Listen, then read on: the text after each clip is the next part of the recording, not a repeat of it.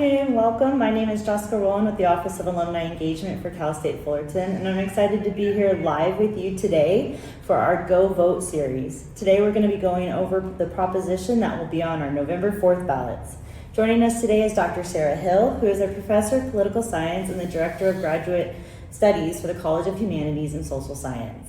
Dr. Hill earned her PhD in social science from the California Institute of Technology, and her teaching interests are state and local government, especially California, and public policy. Dr. Hill's research can be found in the American Review of Public Administration and the Journal of Education. Dr. Hill, thank you so much for being with us today. Thank you for having me. It's a pleasure, and I'm excited to get to talk about Prop 50.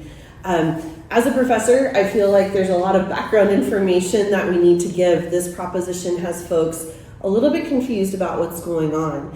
So after every census, every 10 years, the United States has a census, and that determines how many representatives each state gets to the U.S. House of Representatives. And then each state has the task of drawing districts in their state that are really equal in population to send folks to the U.S. House of Representatives. And what normally happens is they do that once a decade after the census. We sit, and those are the districts, and then in 10 years we'll repeat that process. Well, lots of important background information here. Usually, in most of the states, it's up to the state legislature to draw those districts. They draw a map. And what has happened over time is that leads to very partisan maps. Whichever party is in power of that state legislature tends to draw a map that favors their party. If Democrats are in charge of the legislature, they tend to draw a map that means more Democrats will be elected to the House of Representatives, and vice versa for Republicans. So that's been going on for a long time. California, that bothered a lot of people, that was what we did in California. For a long time, the legislature drew the lines. And a lot of folks wanted to change that. In particular, when Arnold Schwarzenegger was governor, he really wanted to change it to a more neutral body that would draw the lines after every census, so that the maps would be really more competitive, so that instead of safe Democratic districts or safe Republican districts, there might actually be some competition. It might actually be interesting. And in 2008 and 2010, California voters passed two propositions that turned the power to draw the lines after every census over to a neutral body. It's called the California Citizens Redistricting Commission. It's made up of 14 people. 5 are Republicans, 5 are Democrats, and 4 are from neither party. They're just voters. And there's a very elaborate process for how they're selected. But after every census, that commission is created, and they now have the responsibility of drawing the lines after every census. And so it's balanced in partisan makeup, which is key. They draw the congressional districts. They also draw our state legislative districts, so for the California legislature. They take care of all of that so that it's handled by a bipartisan commission. And in general, we did that for the first time after the 2010 census and after the 2020 census. Folks have been pretty happy, I'd say, with how that's worked. The districts they've drawn have been much more competitive, that there's actually a race between Democrats and Republicans instead of being clearly favoring one party or the other. So that's been going on in California. And that's how we've handled it. Now, what has happened that has brought about Prop 50 is we are looking at the 2026 midterm elections for the United States. One of the things we know from political science is during midterm elections, whichever party is in power, it is a very strong pattern. They lose seats in the midterm elections. So what does that mean? Right now, Republicans have control of both Congress and the presidency. So what we very much expect is that the 2026 midterm elections, when all of the House of Representatives is up for re-election, Democrats will gain seats. That's the pattern we see. And it works the opposite way if Democrats are in power. The US goes back and forth. So Democrats are expected to benefit in the 2026 election. And the issue is that House of Representatives right now is really close. Republicans just barely have a majority. And so if Democrats do well, that could shift control of the House of Representatives to the Democrats. And President Trump doesn't want that. He wants to maintain control of the House of Representatives in the hands of Republicans, because then it's much easier to pass legislation.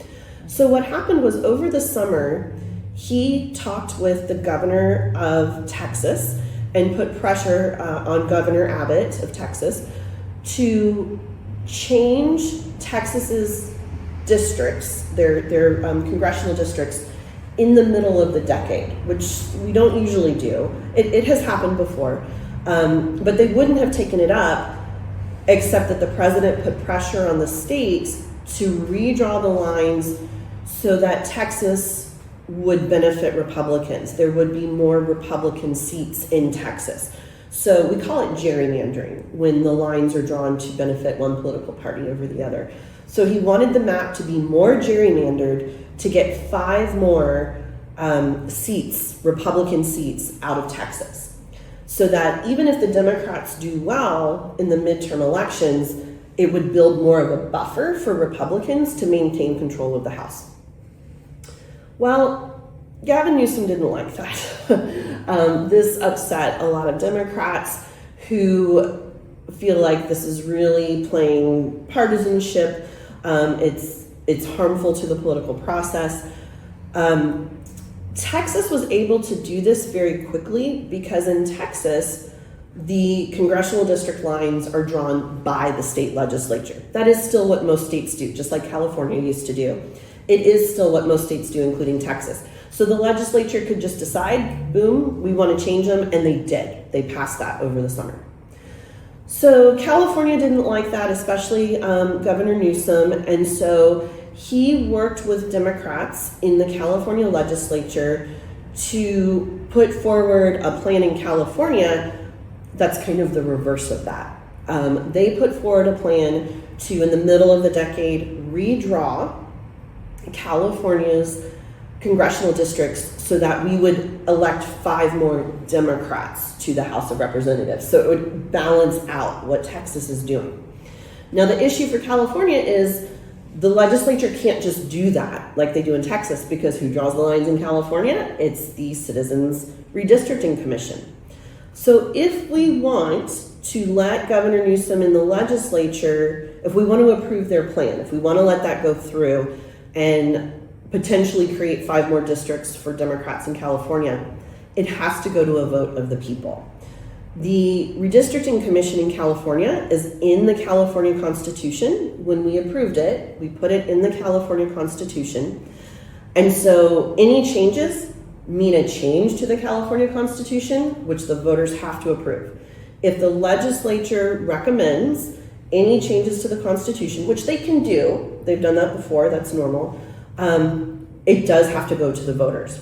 So what the legislature and the governor have put to us is, would the voters of California approve a change to the Constitution for just 3 election cycles? It would only be 2026, 2028, and 2030, just those 3 election cycles.